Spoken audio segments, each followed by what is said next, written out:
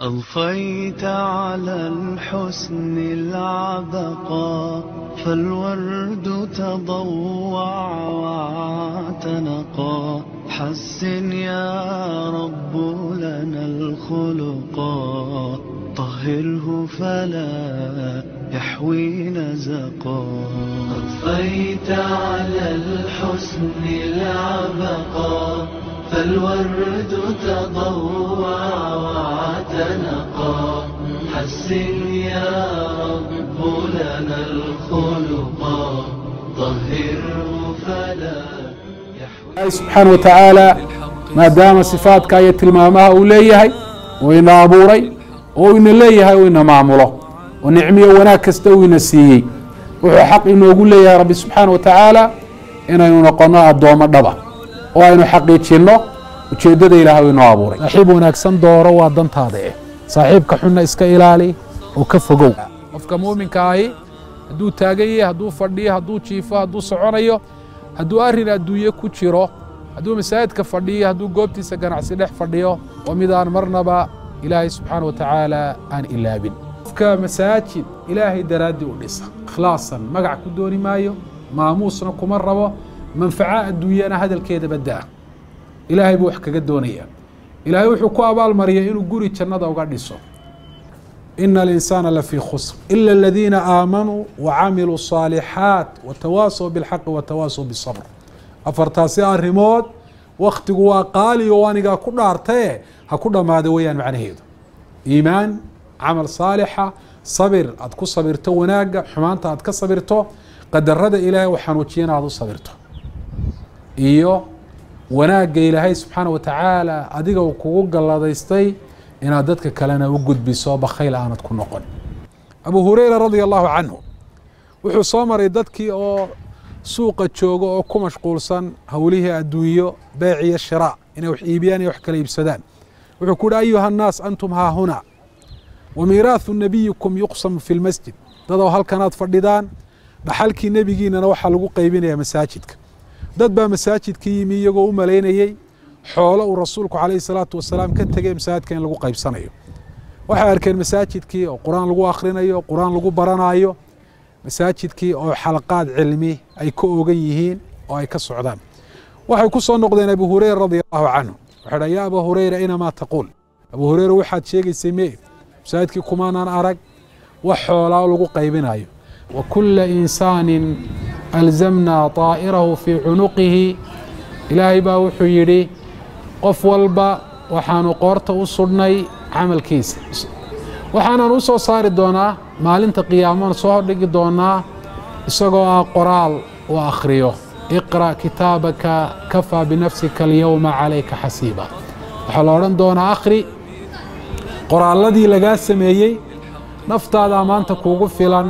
عدكو حسابي ساعدكو قرنقص أضفيت على الحسن العبقى فالورد تضوع واعتنقا حسن يا رب لنا الخلقا طهره فلا يحوي نزقا أضفيت على الحسن العبقى فالورد تضوع واعتنقا حسن يا رب لنا الخلقا طهره فلا يحوي نزقا. الحمد لله رب العالمين والعاقبة للمتقين ولا عدوان إلا على الظالمين وصلى الله على نبينا محمد وعلى آله وصحبه وسلم تسليما كثيرا أما بعد السلام عليكم ورحمة الله وبركاته إلهي با سبحانه وتعالى كدغي دينتا إسلامك وكسو دجيي نبي محمد عليه الصلاة والسلام إلهينا ugu nicmeeyay cidii nabi maxamed rumaysay ee raacday diin dhameystiran waa diin meel laba aan ka tagin wanaag kasta dadka u tilmaantay shay kasta oo xumaan iyo dhib u leh noloshoodana adduunyo nolosha aakhirana u diiday oo ka reebtay ilaahay subxaanahu wa tacaala diinta islaamka wuxuu ka dhigay mid ilaalinaysa qofka diintiisa iyo caqiidadiisa iyo iimaankiisa mid ilaalinaysa qofka naftiisa mid dhowraysa qofka caqligiisa, mid gaadh ka haysa qofka sharaftiisa iyo dhegtiisa, mid ilaalinaysa qofka xoolihiisa oo marnaba xaqdarre in lagu qaato aan ogolayn. ilaahay subxaanahu wa tacaala danta guud almasaalix alcaama oo waxaa ka dhexeeya dadka manfacadiisa iyo waxtarkiisana ay wadaagaan. haddii isagu uu dayacmana dhibaata dhammaantoodba ay soo gaadhayso. si gaara ayaa rabbuna subxaanahu wa tacaala in fara badan uu u tilmaamay diinta islaamkuna xil ay isaga saartay ilaalintiisa iyo dhowritaankiisa. almasaalix alcaama ama danta guud waa xuquuqda iyo manaaficda waxyaabaha waxtar kale mushtaragaa dadku ay wadaagaan ee dhammaantoodba waxtarkiisa ay wax ku leeyihiin. haddii ay dhibaata iyo khalkhal ay soo gaadhana dhibaatadu dhammaantoodba ay taabanayso. waxaa tusaalaha koowaad oo ah diinta. waa dan guud oo dadka oo dhami ay wadaagaan. iimaanku muslimiinta oo dhan buu ka dhexeeyaa. towxiidka iyo ilaahay keliyeyntiisu waa mid muslimiinta oo dhan ka dhexaysa. cibaadadu waa mid dhex u ah oo ilaahay subxaana wa tacaala dhammaantoodba uu ku waajibiyey, dhammaantoodna uu faray. sidaasoo kale ilaahay subxaana wa tacaala in la adeecaa waa dan guud oo manfacadeeda ummadda oo dhami ay wada leedahay. ilaahay subxaana wa tacaala in la caasiyo amarkiisa la khilaafaana waa arrin dhibaatadeedu ummadda oo dhan ay soo wada gaadhayso. sida ilaahay subxaana wa tacaala uu yidhi waataquu fitnata laa tusiibanna aladiina dalamuu minkum khaasa. iska ilaaliya cadaab aan ku dhacahayn kuwii khaladka sameeyey oo qura oo dhibkiisa uu gaadhayo qofkii xumaa ee sameeyey iyo qofkii u wanaagsanaa ee gaar ahaan ka aamusay xumaantaasi ee dadka aan ka reebin. waxaa ka mid a waxyaabaha danta guuda waxyaabaha manfacadooda iyo waxtarkooda dadku ay wadaagaan arrin adduunyaba ha noqdaan. sida waddooyinka dadku ay marayaan, meelaha goobaha caafimaad ee dadku ay u tagaan in lagu daweeyo xanuunada lagaga dabiibo. waxaa ka mida masaajidada dadku ay ku cibaadaysanayaan, goobaha waxbarasho noocyadooda kala duwan ee ummadda ka dhexeeya ee yar iyo weyniba ay u aadaan ama ay u tagaan si ay aqoon ay uga soo kororsadaan. waxaa ka mida danta guud ilaha dhaqaale ummaddu ay wada leedahay. waxaa ka mida meelaha biyuhu ay ka soo baxaan amaba se ay ku kaydsan yihiin. waxaa danta guud ka mida nabadgelyada oo ah dan ummadda oo dhan ka wada dhaxaysa oo qof waliba uu u baahan yahay. ka mas-uuliyadda haya iyo ka loo taiyo, ka xoolaha badan haysta iyo ka faqiirka ah, ka xoogga iyo ka taagta daran waa arrin dan guud oo dhammaantoodba ay u baahan yihiin. diinta islaamku waxyaabahaasi aynu ku tilmaannay dan guud tusaalayaashana aynu ka bixinay aada iyo aad ayay u ilaalisay, dadkana ugu dhiirigelisay ilaalintooda. waxaana diinta islaamku ay tilmaantay caaqibada ama cidhibta xun ee ka dhalan karta danta guud oo la dayaco ummadda dhexdeeda ku dayacanta. arrintaasina waa arrin islaamku dadka uu markuu u tilmaamayo uu ka maro xagga iimaanka iyo alla kacabsiga ilaahay subxana wa tacaala qofku inuu iska eego, iyo xagga qofku inuu arrintaasi ka dhigto arrin cibaado ah,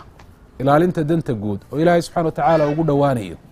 sahay aakhirana uu ka dhiganayo waayo adduunyadan maalmo kooban baa la joogayaa,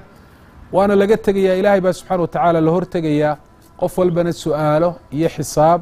iyo abaalmarin wixii uu sameeyey ka dhalatay ayaa sugayso ilaahay subxaana wa tacaala hortii ku sugaysa.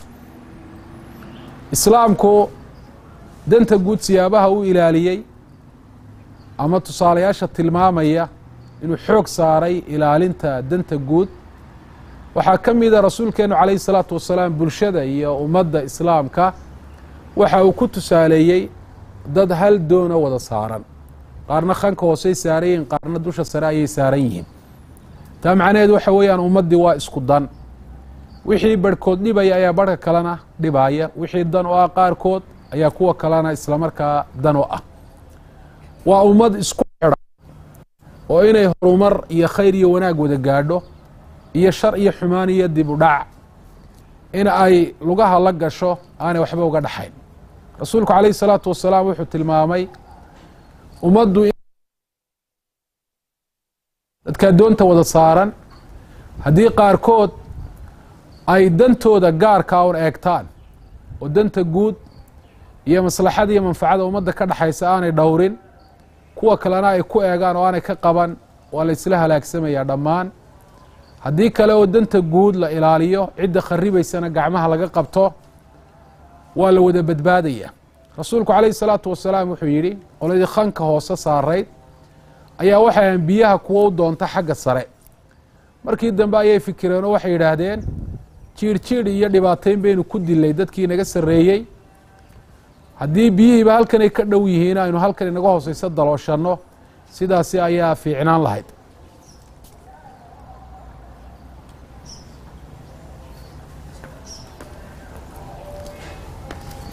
rasuulku calayhi salaatu wasalaam wuxuu yidhi haddii arrintaasi ay ka qabtaan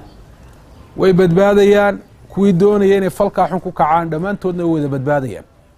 haddii arrinkaasi ay ku daayaanna kuwii falkaa doonayay way halaagsamayaan dhammaantoodna way wada halaagsamayaan taa macnaheed waxa weeye danta guud haddii la wada ilaaliyo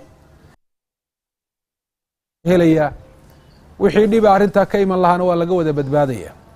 haddii danta guud cidda kharibaysa laga qaban waayo oo mid kharibaya iyo mid ku eegaya dadku ay noqdaan dadku way isla wada halaagsamayaan waana isla baaba'ayaan waxyaabihii waxtarka u lahaana meesha way ka baxayaan dhibaatadii arrinta noocaasi ay ka hortaagnaydna dad ku soo faruurmay ayay noqonaysaa mar kale rasuulkeenu calayhi salaatu wasalaam isagoo danta guud ilaalinteeda ku dhiirigelinaya dadka muslimiinta ah wuxuu ihi itaquu allacaanayn iska ilaaliya labada nacdasha soo jiida ee qofka sameeya in la nacdalo sabab ugu noqda qaal waman lacaanaan yaa rasuula allah waxay yidhaahdeen saxaabadu rasuulka ilaahayow labada nacdasha soo jiidaa waa maxay rasuulku calayhi salaatu wasalaam wuxuu yidhi aladii yaqdii xaajatahu fii طariiqi الnaasi aw fii dilihim rawaahu abu daawuud oo qofka ku xaajo gudanaya ee ku kaajaya ama ku saxaroonaya wadooyinkii dadku ay marayeen ay isticmaalayeen iyo meelihii hooska ahaa ee dadku ay harhsanayeen ama geedo hoostoodba ha noqoto ama meel kaleba ha noqoto waxaa la mida meel kastoo dadku ay intifaacsadaan sida meelaha wakhtiyada qabowgii oo kale subaxii lagu bariisto ee lagu cadceedsado iyo meelaha kale ee dadku isugu yimaadaan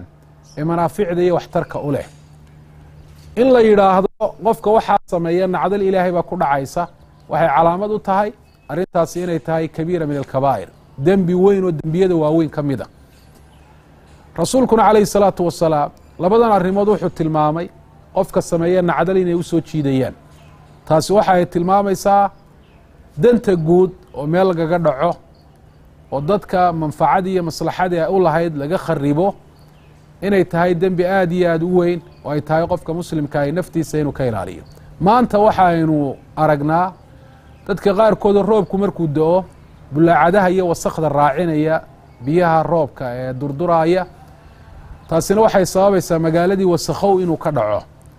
dad fara badanoo laga yaabo arrintaasi caafimaadkooda inay waxyeelayso sidaasoo kale uskag iyo wasakh dadka jidhkooda marta ama dharkooda iyo maryahooda gaadha amaba se gawaadhidooda iyo gaadiidka ay wataan ayaa arrinta noocaasi ay sababaysaa dadka qaarkood baa xashiishkii bannaanka soo dhigaya qaarkood baa ku xaajo gudanaya meelaha dadku ay marayaan amaba se ay isugu yimaadaan ama goobaha gaadiidka la dhigto oo kale taasina dadka dhibaata ayay usoo jiidaa arrimaha rasuulku calayhi salaatu wasalaam uu ka dayrinaya uu ka digayaa waa kuwaasi oo kale dadka qaarkood ayaa sidaasoo kale wadooyinka dadka ka dhaxeeya marka ay guri dhisanayaan ama goob ganacsi soo gala qaarkood baa ku ganacsanaya goobihii ganacsiga oo dadkii wadada mari lahaa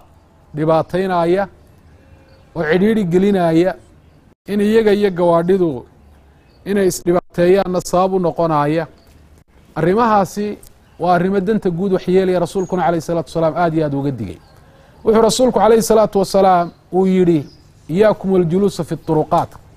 waxaad iska ilaalisaan inaad fadhiisataan wadooyinka qaaluu maa lanaa buddun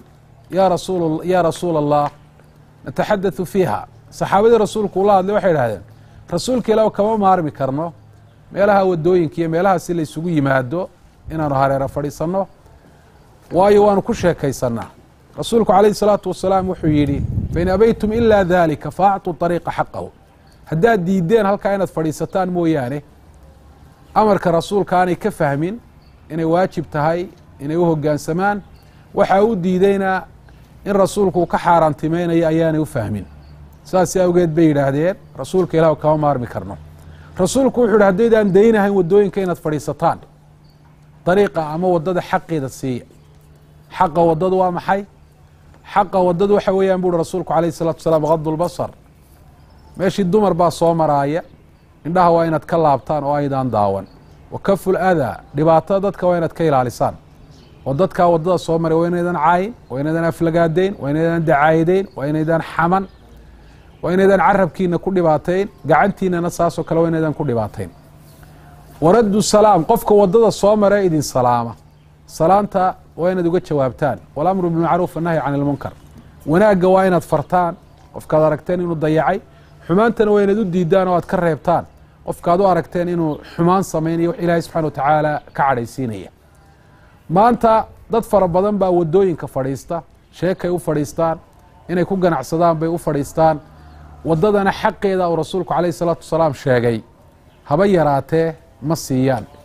islaamku saasoo kale wuxuu ilaaliyey xoolaha ummadda ka dhaxeeya oo si gaara uu ilaaliyey dhibaatada loo geystana wuxuu tilmaamay inay ka weyn tahay dhibaatada loo geysto maslaxada iyo danta uu qof gooni uu leeyahay oo ilaahay baa qur-aanka ku sheegay xoolaha ummadda ka dhaxeeya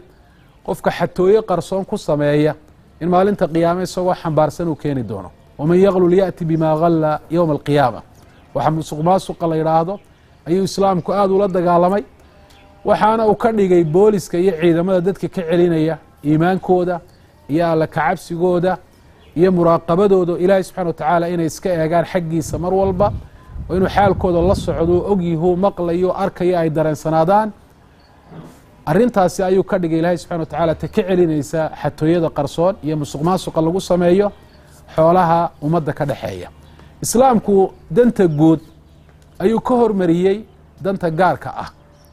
oo waxaynu ogsoonnahay falal fara badan oo danta guud dhibaato u geysanaya sida qofkii inuu khamriga cabo qofkii markuu khamriga cabo dantii guud ayuu waxyeelaynaya in la sameeyo oo kale zinadii qaaticu ariiqii dadkii shuftada waxa weeyaan noqonayey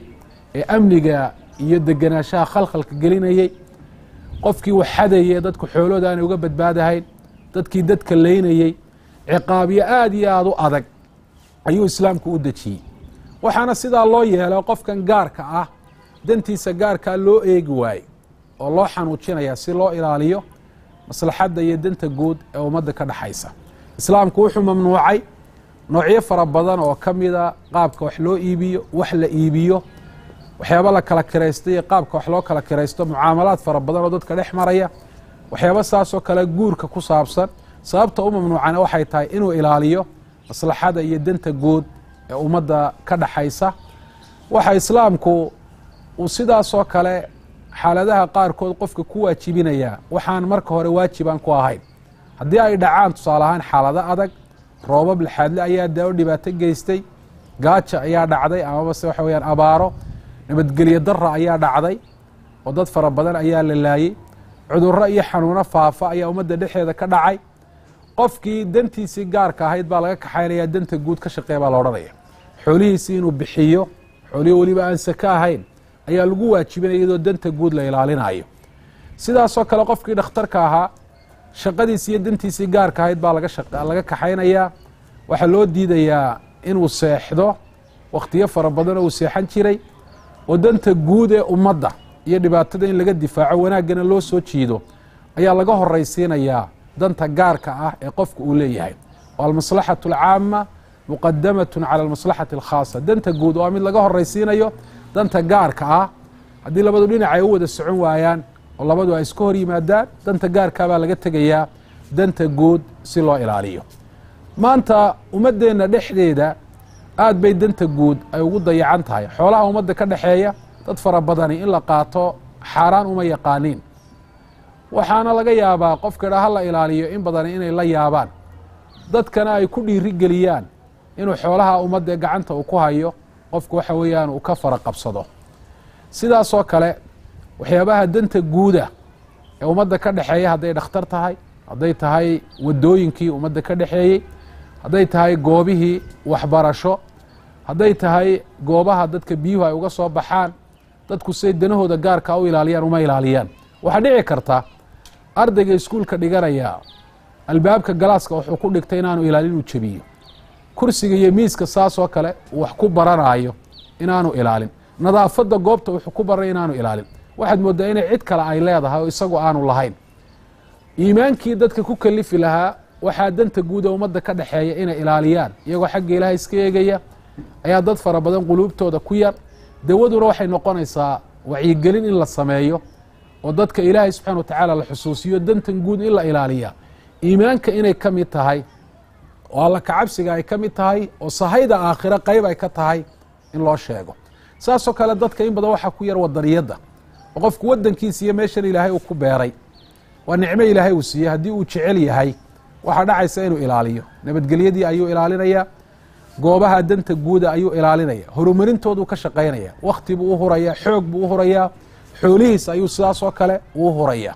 marka dadka in lagu wacyigeliyo wadankan inuu yahay nicmo ilaahay subxaana wa tacaala uu siiyey oo ay tahay inay ilaaliyaan ayaa waajiba. waxaan kusoo gebagabaynaya rasuulkeenu calayhi salaatu wasalaam danta guud in la ilaaliyo wuxuu ku daray iimaanka isagoo muujinaya arrintaasi qiimaha ay leedahay. oo rasuulku wuxuu uhi alimaanu bidcun wa sabcuuna shucba aclaaha qowlu laa ilaaha ila allah wa adnaaha imaaطaة اlأdaa can الطariiq wاlxayaau shucbaة min aliimaan. iimaanku waa 7 laagood. waxaa u saraysa laa ilaaha ila اllah kelimatu tawxiid, waxaana u hooseysa qofku inuu wadada ka leexiyo waxyaabaha dadka dhibaaya oo danta guud uu ilaaliyo. waa qodob ka mida qodobadii iimaanka. qofka laga waayo waxay taasi calaamad u tahay iimaankiisuna aad iyo aad u daciifay. xishoodkuna iimaanku ka mid yahay buri rasuulku calayhi salaatu wasalaam, bukhaariyo muslim baa wariyey. waxaa kaloo rasuulku inoo sheegay calayhi salaatu wasalaam danta guud oo la ilaaliyo waxa lagu helayo ilaahay inuu kuu mahadnaqo, ilaahay subxana wa tacaala inuu kuu dembi dhaafo, jannada inuu ilaahay kuugu nicmeeyo. wuxuu rasuulku yihi calayhi salaatu wasalaam nin baa wuxuu soo maray laan geed ka soo baxday oo waddadii dadku ay marayeen ku soo baxday. dabeetana wuxuu yidhi laantaa waan ka jari doonaa waddada si aanay dadka muslimiinta aanay u dhibaatayn. sidaasi markuu yeelay shakara allaahu lahu wagafara lahu, ilaahay baa subxana wa tacaala u mahadnaqay isla markaana u dembi dhaafay. riwaayad kale rasuulku calayhi salaatu wasalaam wuxuu yidhi waxaan arkay nin jannada nicmadeedii dhex socda oo marba nooc cusub gelaya, sababtuna ay tahay laan waddada taalloo dadka dhibaataynaysay inuu ka leexiyey. kii waxa weeyaan waddada wixii dadka ku dhibaayey ka leexiyey ee dariiqa u baneeyey, hadduu arrintaa iimaan ka kororsanayo dembi dhaaf mahadnaq ilaahay iyo janno inuu galo. ka waddada soo dhigaya waxaa dadka dhibaataynaya ama danta guud dhibaataynaya wuxuu waayayaa dembi dhaafka ilaah, arrintaa dembi buu ka kororsanayaa, jannadana wuu ku waayaya. ilaahay subxana wa tacaala dareenka noocaasa hayna geliyo. jazaakum allahu khayra. wasalaamu calaykum waraxmat ullahi wabarakaatu.